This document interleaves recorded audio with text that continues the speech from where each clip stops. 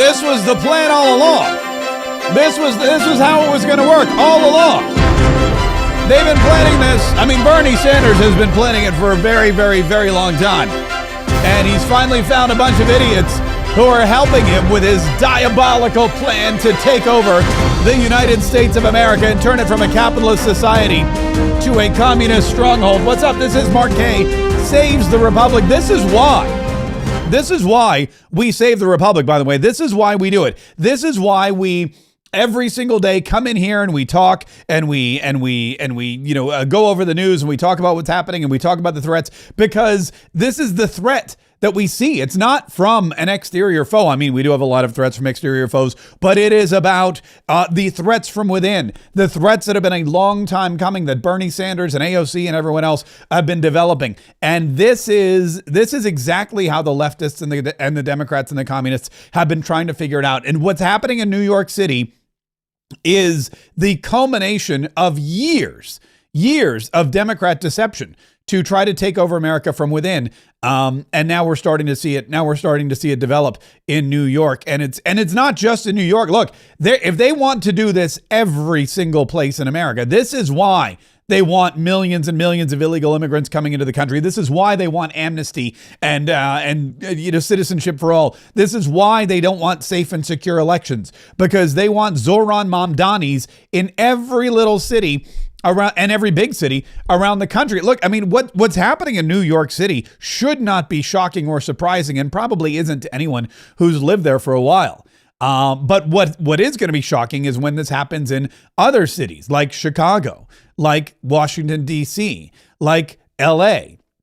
You're going to start seeing similar things happen over and over and over again. This white guilt wokeness, this DEI culture that they've established, the reason they've done it is to make you embrace people who are, as they claim, I guess persecuted. Zoran Mamdani comes from a group of people that have been persecuted ever since 9/11. They've been persecuted. In fact, he was crying about that earlier. Speak to the memory of my aunt,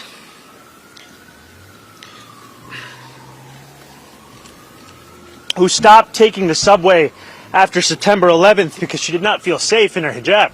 Okay, so this is his go-to. This is how he's taking over America. He's placating, or he's playing to the memory of his aunt who stopped taking the subway. I'm sorry, I don't understand how you're crying about this.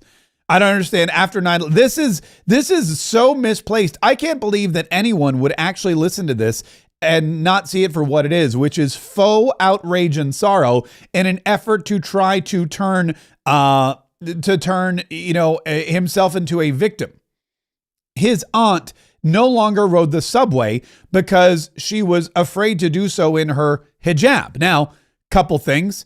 First of all, his aunt was still alive. 3,000 Americans were not after 9/11. They couldn't ride the subway or take a cab or walk or hug their family members or any of those. They couldn't do it. They were dead. They were all dead. Killed by Muslim extremists.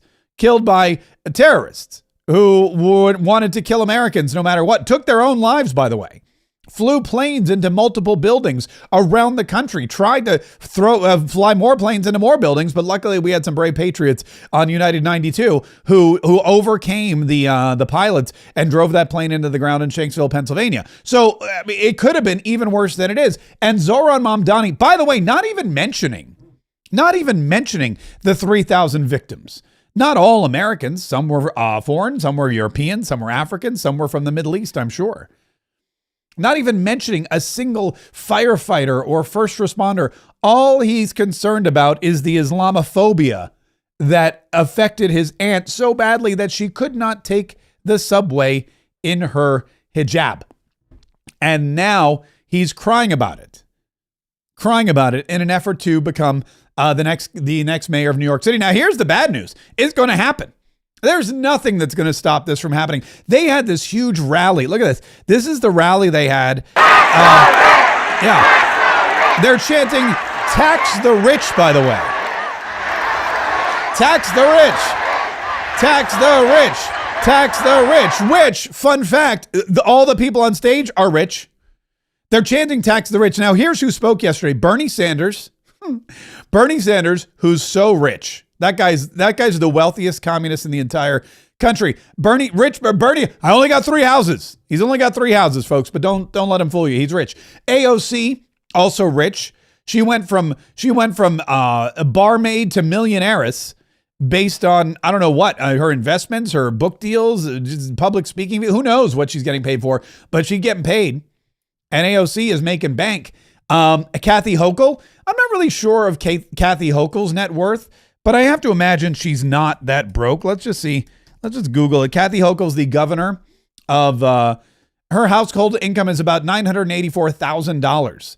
The majority of it coming from William Hochul, her husband's salary at Delaware North, and her own salary as governor. So they make about $1 million a year. Still puts her well above.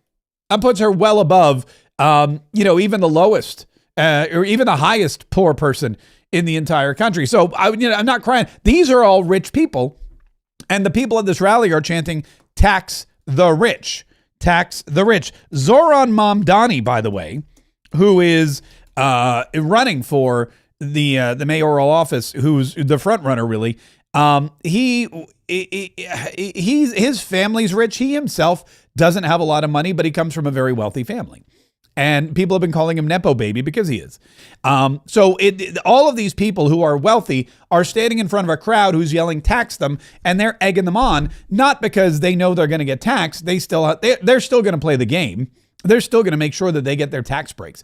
But because they know that these people are all going to vote Mamdani into power, and they can slowly but surely take over the country. And AOC, ironically, reminded everybody that they're not the crazy ones. But we must remember, in a time such as this, we are not the crazy ones, New York City. We are not the outlandish ones, New York City. They want us to think we are crazy. We are sane. Yeah. So AOC, this is ironic. She gets up there and she says, "New York City, we are not the crazy ones. They want us to think we're outlandish, but we're not insane." Then, as soon as she said that, she went on a crazy, outlandish, insane rant. This city was built by the Irish escaping famine, Italians fleeing fascism, Jews escaping Holocaust, Black Americans fleeing slavery and Jim Crow, Latinos seeking a better life, Native people standing for themselves, Asian Americans coming together in Queens, in Brooklyn, in the Bronx, in Manhattan, in Staten Island, in this country, in a vision to build the freest, toughest, and greatest city on earth. Yeah, man, I don't know. I had to stop it because her voice just grates on my nerve. By the way, immediately when I heard her screaming and yelling and beating on the podium, I thought of Dwight Schrute. Do you remember from The Office? Blood alone moves the wheels of history. Have you ever asked yourselves in an hour of meditation, which everyone finds during the day, how long we have been striving for greatness?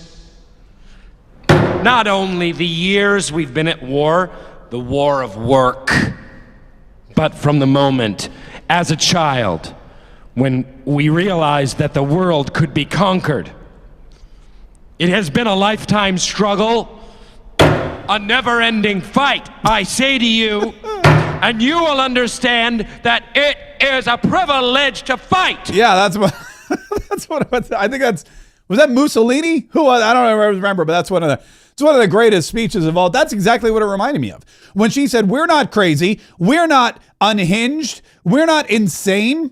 And then all of a sudden she follows it up by going crazy, going unhinged, becoming unhinged and going insane. It's really kind of shocking, and also not shocking what's going on in New York City. But again, it is the plan. It's always been the plan. It always will be the plan. The Democrats will not stop until they have Zoran Mamdanis in every city in America. They will not stop until they have the immigrant minority controlling the country, because that's where they gain and glean their power. When you hate America, I mean, think about this. When you hate America, when you hate the Constitution, when you hate the history of this great land, when you hate the flag, when you hate the national anthem, when you hate Lee Greenwood, when you hate God and Charlie Kirk and Donald Trump, when you hate all of those things, you really have to embrace one thing and one thing only, and that is people from other cultures who also hate America. And that's exactly what's happening in New York. And that's exactly what's happening in some places in Michigan. And it's what they want to happen all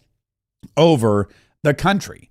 And that's why it's important that we not allow this to happen. And it's not just, again, it's not just AOC, it's Bernie Sanders, it's Kathy Hochul, who Kathy Hochul is, gosh, one of the least likely villains in America, but also one of the most dangerous. This woman fell backwards into politics or into her position because of Andrew Cuomo. Because Andrew Cuomo was such a horn dog and he couldn't, keep his, lascivious comments to himself. Because Andrew Cuomo tried to he tried to grope she was like a state trooper or something. I forget the whole story. Because of that, he had to step down. Because he killed all these old people during COVID, people hated him. They kicked him out of office. Kathy Hochul came into the job totally unprepared, totally unqualified, totally in above her head. I mean, New York State it's no joke. Being the governor of a place like New York State, it's not for the idiots in the world. But unfortunately, that's exactly what we got with Kathy Hochul. And then she won re-election. Lee Zeldin tried to oust her, but because there's too many Democrats in there who don't pay attention to what's going on in the world, they just voted her right back in. And so she's helping to she's aiding and abetting the destruction of New York City, which is important to every American. As New York City goes, so does the rest of the country in many aspects, or at least the rest of the Northeast. New York City is still the epicenter of our financial world, our fashion and cultural world. It is the epicenter of so many. I mean, cultural, it's historic. It's crazy how much of the United States comes from New York City, whether you like it or not. Here in Florida, we have a very, we're keeping an eye on this election very closely because we know that as soon as Zohran Mamdani, a Muslim fundamentalist communist who hates America, as soon as this happens, we know that we're going to get another influx of permanent visitors here to Florida. We're going to get a bunch of geographic political refugees who have had it with it. If COVID didn't do it, and if Cuomo didn't do it, and if Hochul didn't do it, Zohran Mamdani sure as heck fire is going to do it. He's going to push whatever people were on the fence, whoever was teetering on the brink, the police officers who were getting defunded and demoralized and attacked on the daily, those officers who were getting told that they couldn't arrest people who were stealing or committing crimes. These officers who were having water thrown on them and trash thrown at them, getting attacked, told to stand down. They quit, or they left, or they came here to Florida where our governor gave them a job and $1,000 signing bonus, or they're still there waiting for the next shoe to fall. Well, this is the next shoe, and it's about to fall. And New York will forever be changed. There will be another mass exodus. Anyone who stays, the city will not be recognizable in the next few years. And it's not just because, look, Zohran Mamdani is a guy who hates the police. Zohran Mamdani is a guy who hates capitalism. Zohran Mamdani is a guy who hates America. I'm not going to go through the litany of things he said in the past, the litany of things he said about how this country's a terrible, horrible, no good, very bad place. He's trying to make New York City a communist stronghold, free buses, free apartments, free stuff. Someone's going to have to pay for that. And it's going to be the taxpayers of not just New York City, but New York State. Again, this is what happens in New York City, the free buses. It's all going to be subsidized by people living in Buffalo and Schenectady and Rochester and Yonkers and Albany, all those places. They are going to send money from all over the state to New York City to fund Zohran Mamdani's communist pet projects. And that's going to be a problem for a lot of people. Hopefully it's a big enough problem that they get rid of these folks. But for the moment, it looks like New York City is headed down the tubes. And that means the rest of the country will be affected. It's really interesting to see how as places like, Florida and Texas become even more conservative, more than we ever thought they could be. You're seeing places like New York become more left-wing lunatic communist, more liberal, even though I didn't even think that was possible. You're starting to see places like New York, becoming these strongholds of just craziness. I mean, that's really what it is. And it's all by design. And these people at the top are doing this on purpose. And that's the other thing. They blame Donald Trump. Everything they attack Donald Trump for doing, they're doing themselves.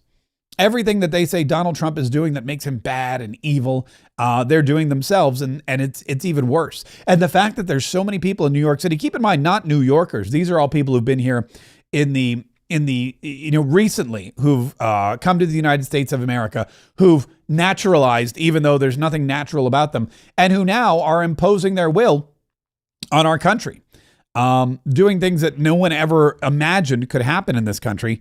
It's now happening. There's Kathy Hochul got up to speak. This woman, you want to talk about somebody who has no backbone or no thoughts of her own.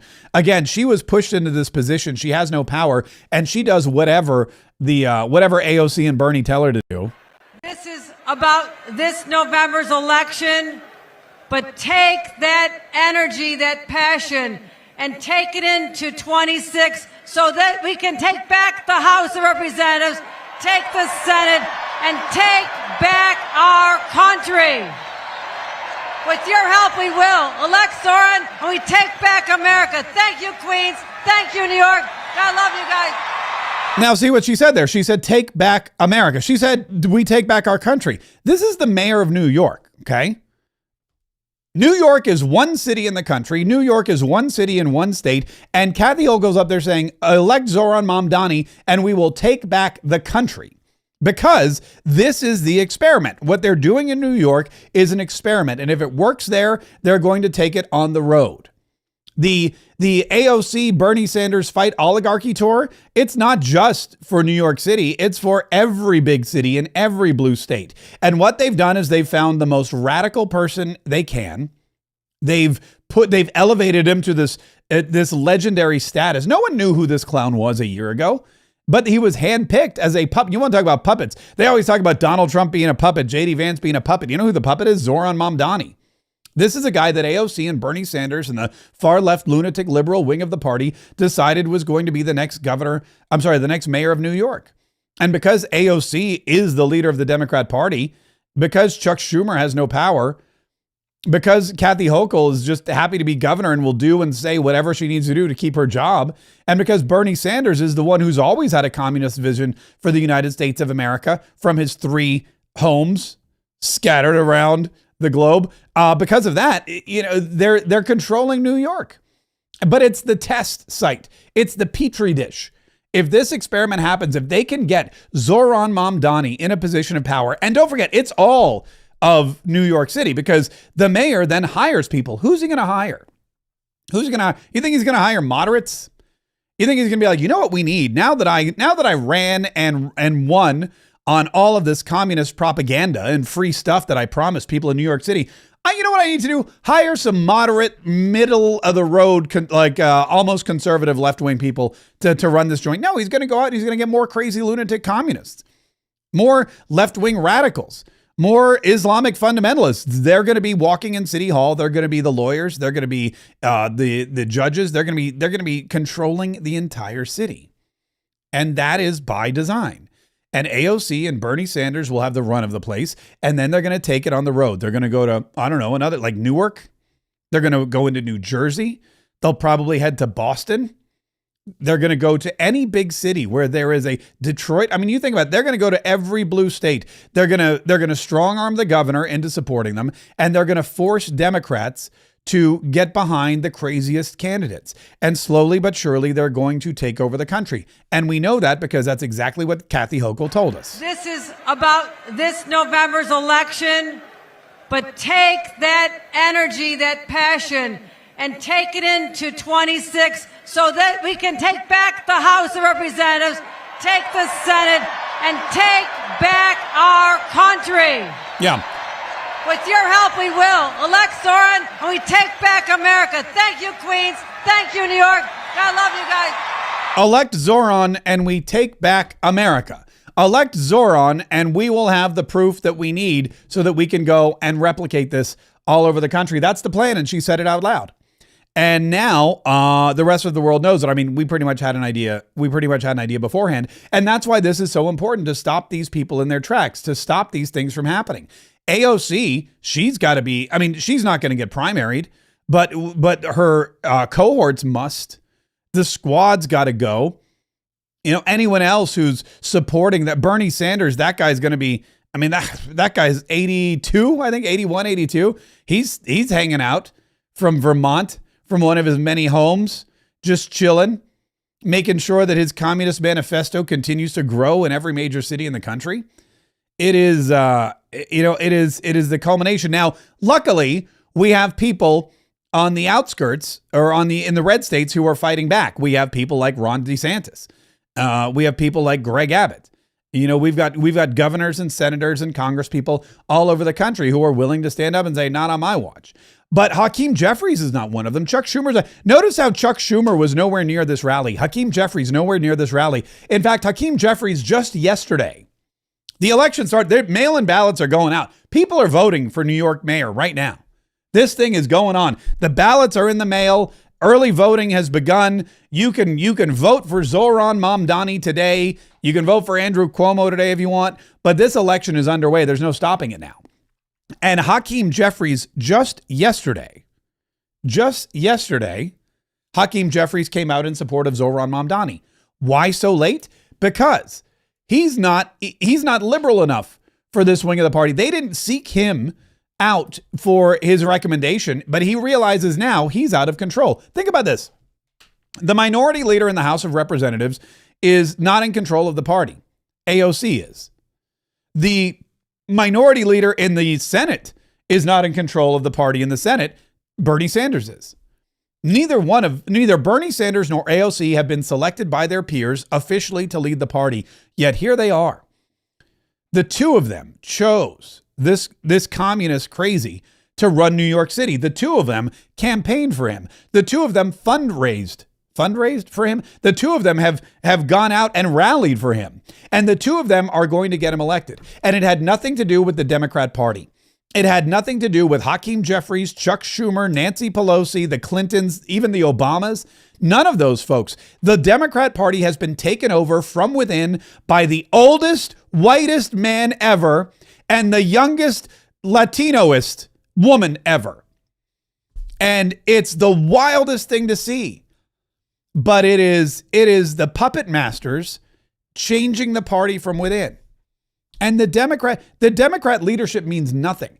The weakest people in the entire country are the Democrat leaders. And that's why the shutdown continues. That's why Donald Trump was asked about the shutdown. He was asked about the shutdown. Will you sit down with Hakeem Jeffries? Will you sit down with Chuck Schumer? And he said, sure, I will. After this trip, do you think you'll sit down with Hakeem Jeffries and... I would. I'd be willing to. I would have now, too. You know, I left. I said, come on over. Just put the government back. All they have to do is say yes, and it's over. And we start. And then we go into a negotiation. Look, Obamacare has been terrible. We can make it better. I'm all for that. But they're not. And they want to allow many illegal people that came into our country illegally from prisons, from mental institutions, from all over the world. They want them to get paid. And that's going to hurt the citizens of our country. And I just can't do it. I just get, look, I'll talk to them. I'll talk to these guys who aren't really in control of it. And that's why Donald Trump's in no rush to talk to Chuck Schumer and Hakeem Jeffries, because he knows they're not calling the shots. Why would you sit down and talk to Hakeem Jeffries and Chuck Schumer when you know they're not in control of anything? Why would you make an appointment? Why would you bring them to the White House? In fact, Scott Bessent seems like this lovely, older, soft-spoken gay gentleman. But man, when he gets angry, the real Scott Bessent comes out. He's the one that's rumored to have punched Elon Musk in the face. Remember that? Remember when Elon Musk showed up in the White House and he had a black guy at a Shiner and Donald Trump asked him about it and he said he fell or something like that, which whenever someone says they fall, or he said little X kicked him. I don't know what it was. Apparently the rumor was it was Scott Bessent. I can neither confirm nor deny that.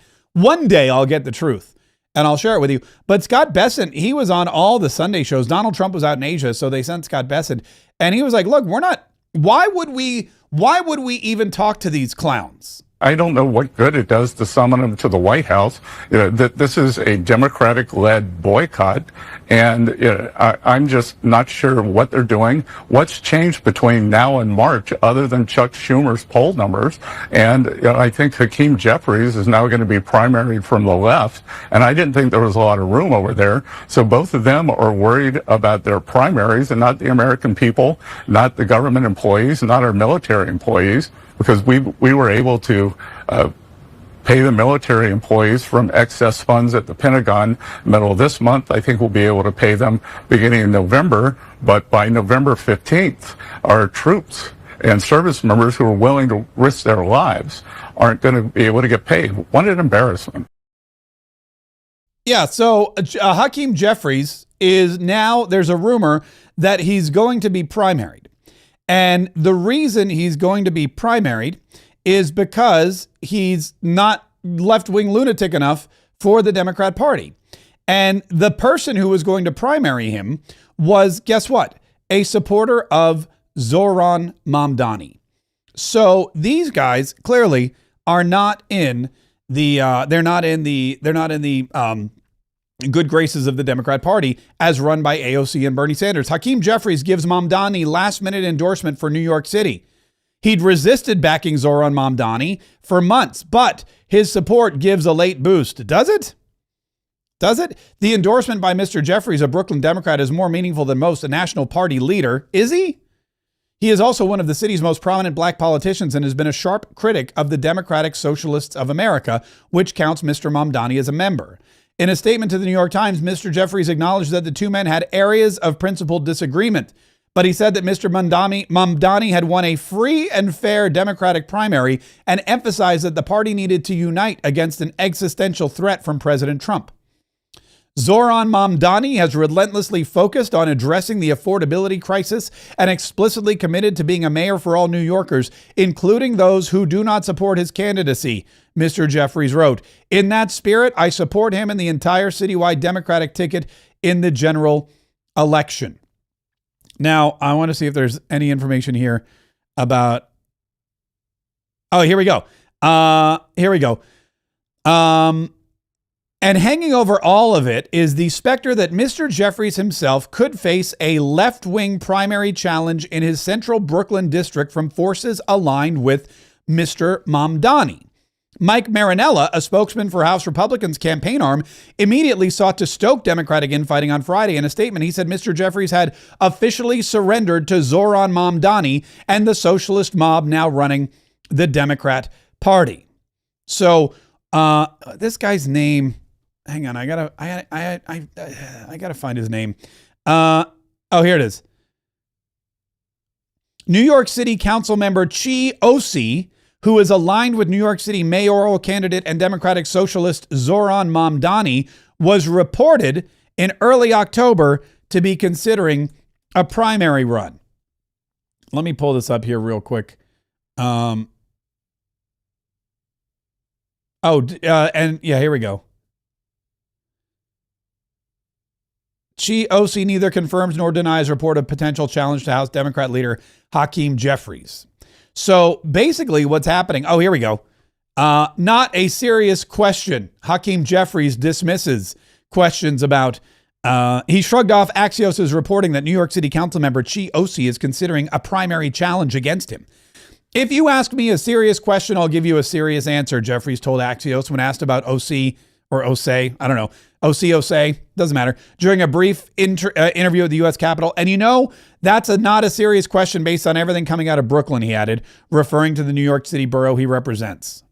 OC did not respond to a question for comment on Jeffries' remarks. Look, if Zohran Mamdani can be boosted up by, if he can get boosted up by these two whack jobs, Bernie Sanders and AOC, and backed by, what's her name? Kathy Hochul. If they can get thousands and thousands of people to their rally chanting, tax the rich, tax the rich, tax the rich. If Zohran Mamdani wins by this large margin that we all expect that he's going to win by, then surely these two can get Hakeem Jeffries primaried. Surely they're already planning to primary Chuck Schumer. And that means that the two largest or most powerful leaders in the Democrat Party are powerless. And these left-wing lunatics have taken over. And they will continue to run rampant around the country, stirring up trouble, getting the socialists to chant tax the rich, and picking and choosing the craziest communists they can find to put in positions of power in New York City and other places. And the interesting thing about Hakeem Jeffries is, while Zohran Mamdani runs or will soon run New York City, which is the largest. I mean, that is the largest city. It's the richest city. It's the most powerful city, the largest police force we have in this country, and the largest economy in this country for any metropolitan area. While that's, bad enough, having a Zohran Mamdani ally, another one in the New York House of in the House of Representatives representing New York, is even worse.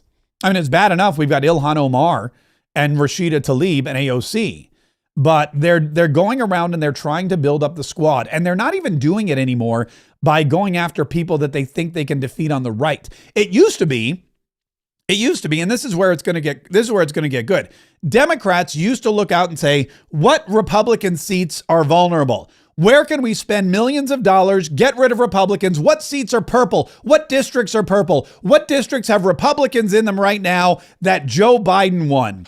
Or Kamala Harris won. There's very few of those. What seats out there are just, I mean, like if the wind blows one way, we could pick up that seat. That's what they used to do. And yes, the moderate Democrat Party, Hakeem Jeffries is doing that right now. Chuck Schumer, there's a whole inner working of the Democrat Party that's doing that right now. But then you've got the radicals on the left.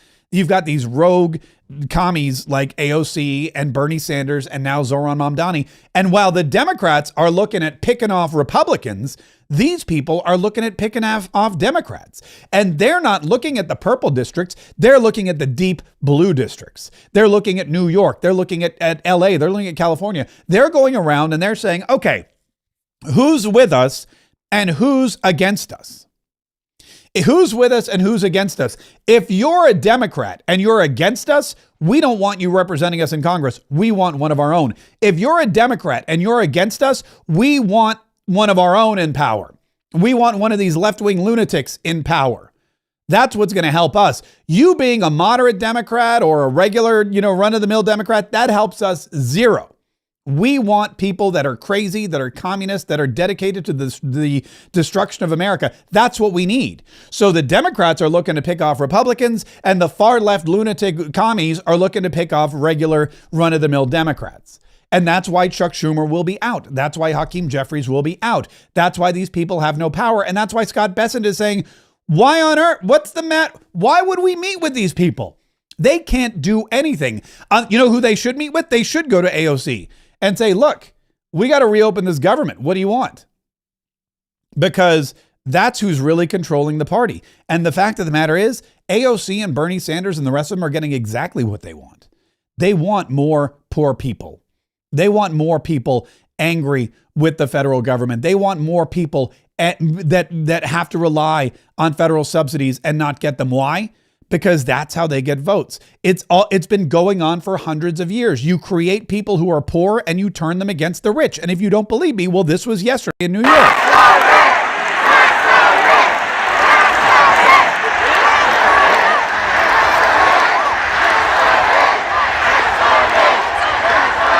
Tax the rich, tax the rich. Thousands and thousands of people listening to rich people talk to them about how bad rich people are, chanting tax the rich. I mean, I don't want to say that these people are, what you have here is you have 10,000 mom dummies in New York City chanting tax the rich while listening to some of the richest people they've ever heard in their lives tell them how bad rich people are.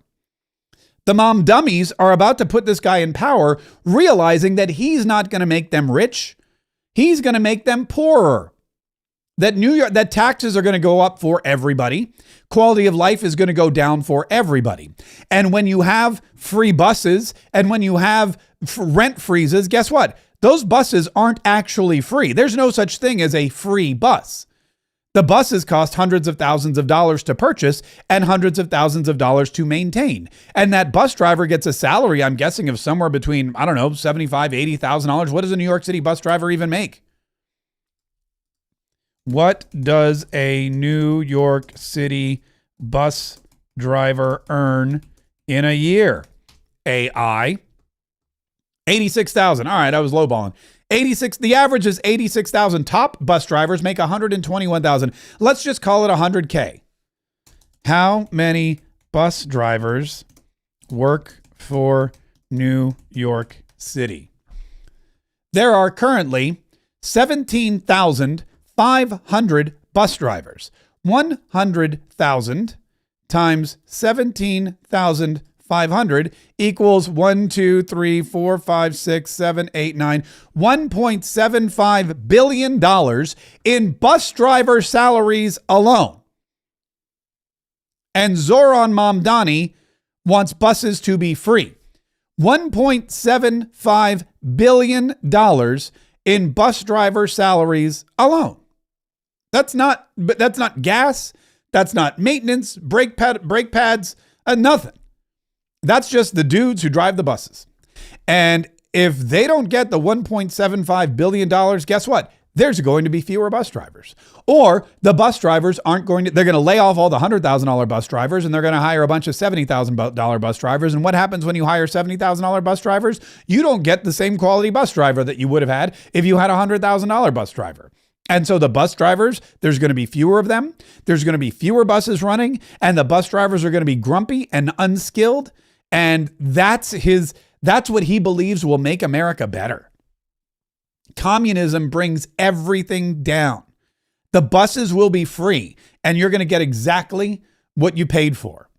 Rent will freeze, and you're going to get exactly what you think. You're going to get an attentive landlord if the rent is frozen. You think if the landlord can't pay the mortgage on the apartment that he can't kick you out of, you're going to get attentive service. You're going to get maintenance. If your refrigerator breaks, you think he's going to shell out money for a new one? He's going to send you a roll of duct tape and a bag of ice from the bodega. And he's going to say, do it. Good luck. I'm sorry, you voted for Mamdani. Now the rent's frozen. I can't afford to fix up this apartment. Communism makes everything worse. They know that. They know that these people want free stuff. They know that these people are poor, and they know that they can exploit that for political gain. And the worst thing that could happen is for these people to start making money. Because if these poor people that they're exploiting for political gain somehow become rich, they're going to vote for Republicans. They're going to vote. If you get money, you're going to vote for lower taxes. If you get money, you're going to vote for less government overreach. You're going to vote down initiatives for free stuff. Why? You don't need it anymore. You've got money. Democrats have been doing this for centuries. They will continue to do it for centuries. And that's how they keep coming back into power. Hopefully it stops at New York City. Hopefully we can stop it at New York City. And hopefully it doesn't permeate the rest of the country. But that is the danger. That is the danger. And that is exactly what could be happening in Michigan next, where you have very similar situations. In Michigan, you have a large immigrant population from the Middle East and from Islamic countries. You have a governor who is a weak female lunatic Democrat who will do anything to keep her position of power and who will bow down to Bernie Sanders and AOC when they come calling. And you've got major cities like Detroit and others where these, kinds of takeovers could very easily happen. Detroit borders Canada. Guess what? Canada is full of immigrants. This could happen in California very easily. Gavin Newsom would be more than willing to do this. Why? He wants to be president. How do we know that? Because he told CBS. Gavin Newsom basically told Gavin Newsom is definitely pulling from the Trump playbook, but he's doing it badly. He told CBS's Sunday Morning that he's ready to run for president in, I want to say it's the first time he's actually verbalized that he's ready to run for president in 2028, or that he's going to run for president in 2028. I'll play that clip for you here in just a minute. But first, speaking of rich people, speaking of getting rich, speaking of not having to worry about free stuff, if you have money, the best thing you can do with it is put it in a place where it's going to make you more money. Not just that, but a low risk place where you know that you're going to make more money and the odds of you losing your money are very, very slim. You could put it in the stock market, but that is a roller coaster ride of financial instability. You could put it in Bitcoin, but as we've seen in the last few weeks, Bitcoin can jump and plummet and go up and down with the tariffs. And we have a tariff-happy president. Not that that's a bad thing, but your money in Bitcoin is going to pay the price. Gold, however, is a very secure investment. And if you have gold, Augusta Precious Metals can help you safeguard it in a safe haven retirement form, like an IRA, a gold and silver precious metals IRA. Gold and silver precious metals IRAs are a much better investment than any other form of IRA because gold has gone up 25% since Donald Trump took office. Gold, that's just in the last few months. Since Donald Trump put his hand on the Bible and swore the oath to the office in the Capitol Rotunda because it was too cold to go outside, gold has gone up 25%. You want to talk about a safe haven investment? They don't get much safer than that. And Augusta Precious Metals will keep your gold and your money and your finances safe.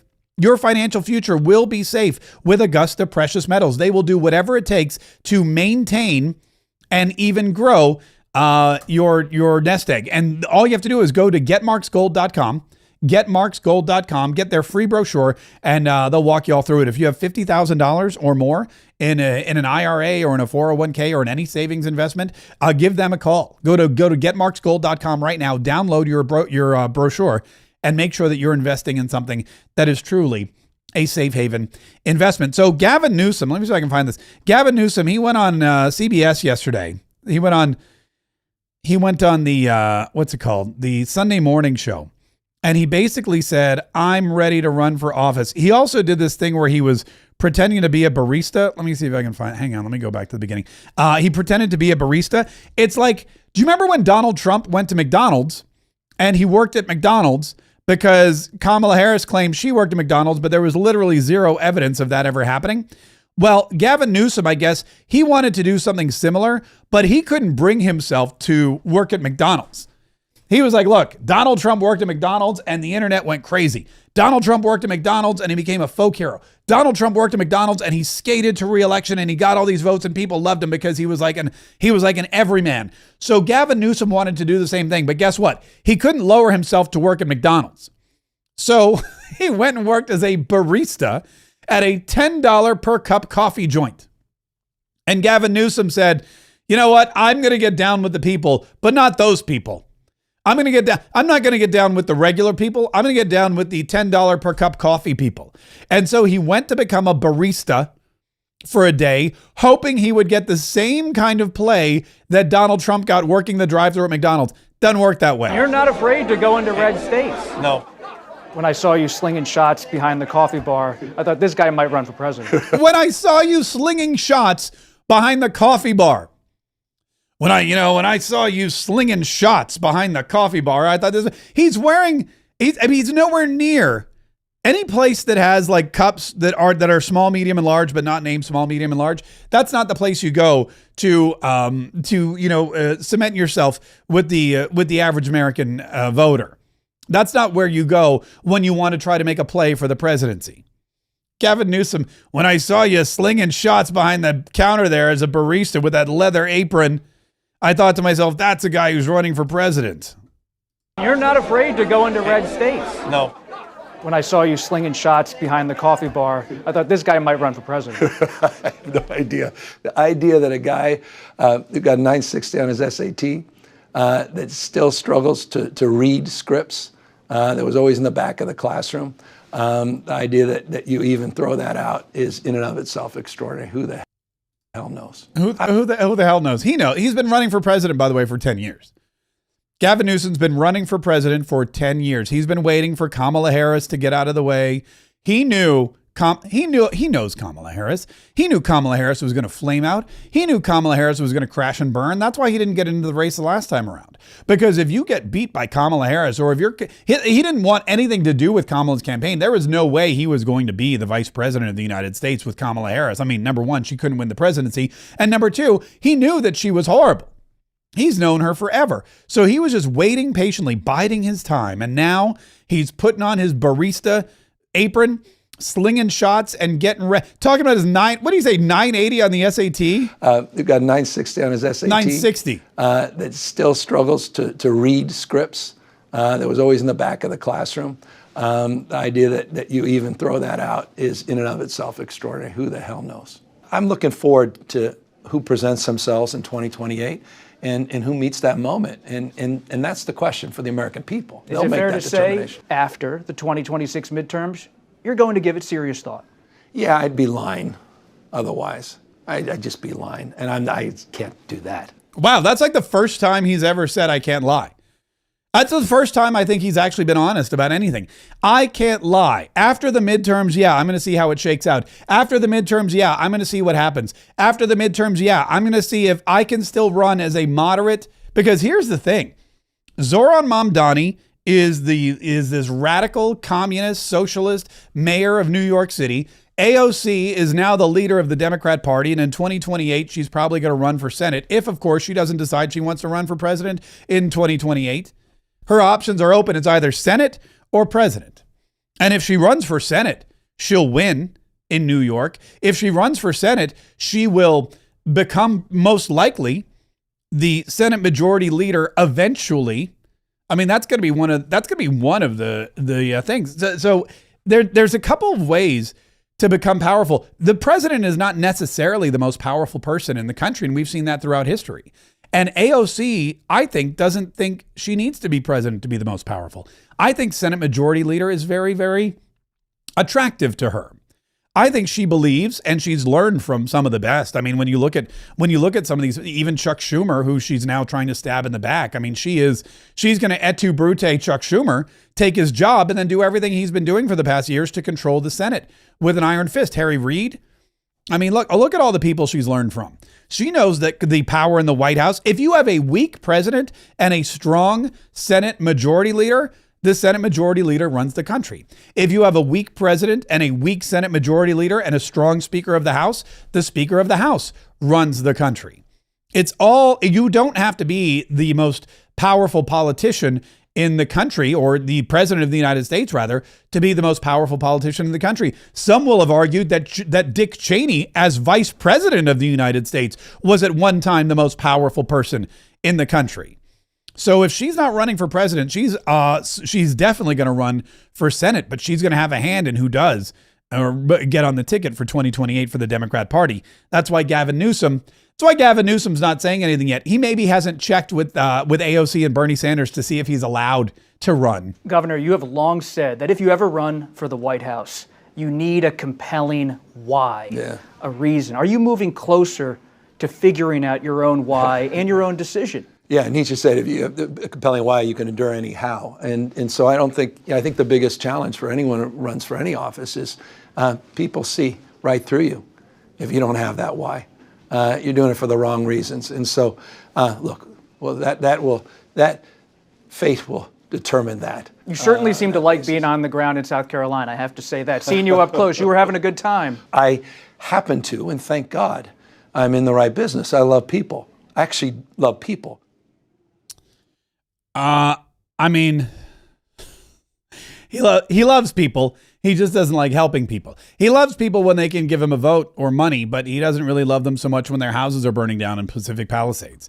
He loves people except when they complain that there's no water, or when they try to recall him. He loves people except Republicans. He loves people except Trump voters. He loves people except, those people at the McDonald's drive-thru. That's why he's slinging shots behind the counter at an expensive coffee shop as a barista, because he doesn't really love the people. He loves what people can give him and what people can do for him, but he doesn't want to do anything for the people. And the problem Gavin Newsom has is that he's on the wrong side of the Democrat aisle. He's from Nancy Pelosi's world. He's related to Nancy Pelosi. He and Nancy Pelosi are like this. He's one of the Adam Schiff brigade. He's the Kamala Harris contingent. The California Democrats have been, and I don't want to go all East Coast, West Coast. I'm not going like, Biggie and Tupac. That's not what we're talking about here. But there is an East Coast, West Coast kind of mentality. And what we're starting to see in New York City with AOC, what we're starting to see with Bernie Sanders, who's from Vermont, Vermont's an interesting. I've spent a lot more time in Vermont lately since my son lives in New Hampshire. And man, Vermont, I understand. And there's a lot. It's really weird. It's really weird how you cross the border into Vermont and all of a sudden it's like a totally different culture. But I understand how Bernie Sanders is still in power because of the people in Vermont. But you've got Vermont, you've got Boston, which has basically almost about a communist mayor. And now you've got New York City and you've got AOC. They'll oust Hakeem Jeffries or find somebody to take his place. And pretty soon you're going to have the East Coast left-wing Democrat Party. And then you're going to have the California contingent, which is the, and I say old school world of Democrat politics because Gavin Newsom is very much one of those old school, press the flesh, go out and con the people kind of Democrats. Nancy Pelosi hates AOC, hates everything she stands for, but hates Republicans even more. That's the only reason she's ever voted with her on anything. But if Gavin Newsom's president and AOC's in the Senate, they're not going to be working together on much. They're going to be butting heads a lot because they are members of the Democrat Party, but on totally different ends, on totally different sides of said Democrat Party. And the whole time, President Donald Trump's just going to be rolling through, doing what he needs to do. But this, of course, comes back to the midterms. And they even said it there in the interview with Gavin Newsom. Are you going to be watching the midterms? What happens in the midterms? If the midterms go this way, what are you going to do? What are you going to do in the midterms? And what about President Donald Trump? What if he continues to be popular? In fact, they asked him about that. They asked him about Donald Trump and his wanting to come into San Francisco to bring back law and order. If President Trump deploys the National Guard to your home city, San Francisco, what are you going to do? Well, it appears that business leaders, folks he listens to, told him not to do that. But he hasn't fully pulled back the option. For obvious reasons, because San Francisco it's on its path to have 70-year low homicide rate, 60-year low last year.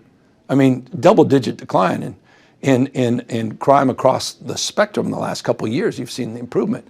We're the center of the universe in terms of artificial intelligence, quite literally the center of the universe, and startups and innovation, entrepreneurialism. This city's coming back in a big, big way. He couldn't even make up a pretense for this. No protests going on. There's nothing happening. It was laughable. That's why we had the lawsuit ready to go. To your question, my answer, lawsuit's ready to go. We already had 43 lawsuits. It's only been 40 weeks of this presidency. That would have been 44. Second he does it, we'll be in court. If President Trump... So there you go. That's your answer. He's going to fight. He's got 44 weeks of this president, already 41 lawsuits. So Gavin Newsom he's going to just sue Donald Trump over and over and over again. And that is why the midterms are so important. If the Republicans lose, it emboldens Gavin Newsom and his lawyers. Because right now, lawsuits are all they have. Lawsuits are all these people have. This is why the shutdown has been going on so long. I said it earlier today on Newsmax. They asked me about on Newsmax. They said, why is this thing still going on? I said, because the Democrats have nothing else. They don't have any power in the White House. They don't have any power in the Senate. They don't have any power in the House of Representatives. They don't have any power in the Supreme Court. They've totally lost every election. They've lost their minds. And so all they have now are these legal battles. And Gavin Newsom said it right there. He said, every time Donald Trump does something, we sue him because that's all they can do. And yes, it seems petty, and yes, it seems like a waste of time and money, and yes, it's just a money grab for the lawyers. But at the same time, when you're fighting with a tank with a slingshot, you just keep picking up stones, and you hope that one of those stones breaks through. And that's what California is doing because Donald Trump has control of the entire Republican Party, and the Republican Party has control of the government. If, God forbid, in the midterms, the House of Representatives goes to the left, if, God forbid, the Republicans lose the very slim majority that they have in the House, then you're going to start to see everybody get emboldened. Gavin Newsom, AOC, Bernie Sanders, they're going to be screaming and chanting, tax the rich from sea to shining sea. Instead of saying, become the rich, which is really what our forefathers imagined when they created this country.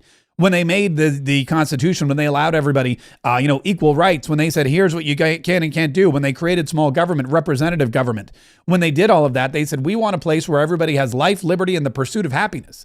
And you can pursue happiness all day long. Nobody's going to stop you. But now, instead of people saying, let's all go get rich, they're saying, let's all tax the rich. And that's bad for a couple of reasons. Because number one, when you tax the rich, they leave. New York City there are so many other cities ready, willing, and able to scoop up the rich people in New York City and give them whatever they need to relocate. Why? Because they bring their money with them. Miami. I don't know if you've been to Miami in the last few years, but Miami is a totally different city than it was before COVID. In a good way. Why? Because during COVID and after COVID, all these rich people from New York City went down to Miami. They went to Tampa. They went to Naples. They came here to Jacksonville to be closer to Mar-a-Lago, no doubt. They went to Palm Beach to be closer to Mar-a-Lago. They came to Florida. They were welcomed with open arms.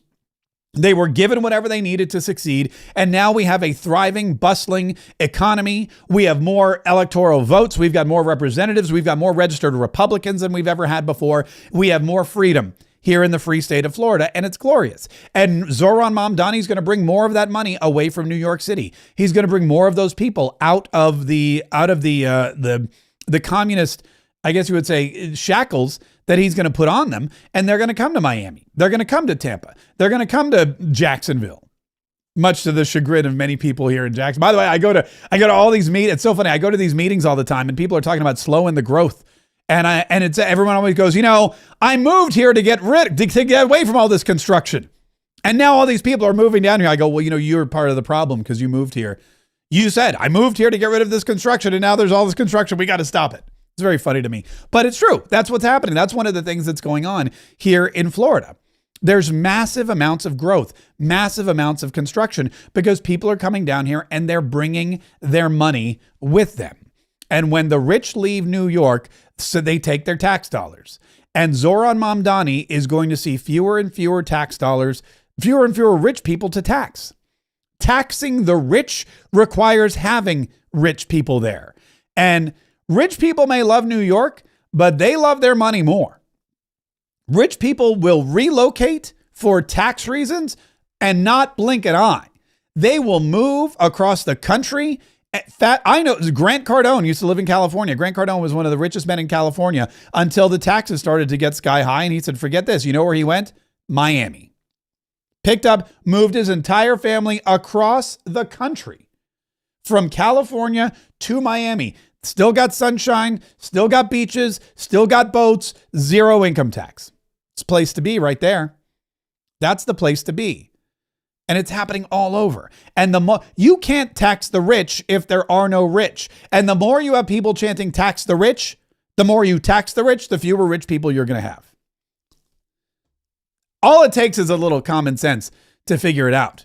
But, that's something that's always been lacking on the left side of the aisle. Hey, speaking of rich and getting rich and being rich and living like rich people, if you want to live like President Donald Trump, guess what? I outline exactly how you can in the new golden age in my book, Go Trump Yourself, 10 Ways to Live Like Trump in Any Economy. And if you go to gotrumpyourself.com, you can get an instantly downloadable ebook and audiobook. So you can read it or you can listen to me read it for you because some people, they just don't like to read or they don't have time. And that's fine. That's A-OK. I've already read it.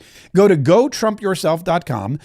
Down for $24, you get both the ebook and the audiobook downloaded instantly, and you can enjoy them at your leisure. You can learn. You can hear all the fun stories of our time following President Donald Trump and getting to know him and his campaign aides and his family members and all the lessons we've learned about living an incredible life and how you can trump yourself and live like Donald Trump in any economy, new golden age or what have you. Donald Trump did it. Donald Trump loved New York, built New York, was from New York, left New York because he realized it was no longer conducive to his lifestyle. It's one of the tough choices you have to make, but he's doing okay. Go Trump yourself. 10 ways to live like Trump in any economy. Go to gotrumpyourself.com. Click the link in the description of this video if you want to get easy access. And like I said, we will send it to you immediately. Instant download available. And you can start listening to Go Trump Yourself here in just a minute. Don't forget to subscribe to this channel, subscribe to this stream, YouTube, Rumble, podcast, wherever you happen to be, and set those notifications too so that every time we go live, you get notified. In just a minute, we're going to have an additional 30 to 40 minutes. Probably 30 because we had a little late start today. 30 minutes of Mark K Saves the Republic and our Catriot Club. That is for Catriot Club members only. So if you'd like to join the Catriot Club, super easy to do. Go to catriots.com. It's $10 a month. If you get an entire year, you get 2 months free. So that's pretty cool. And we're going to kick that off here in just a few minutes. Go to catriots.com. In the meantime, thank you so much for listening today and watching. And don't forget, we're here every day Every single day, we've got to continue fighting. We've got to continue learning. We've got to continue sharpening our skills. We've got to continue planning for the future. We've got to continue to fight, fight, fight so we can save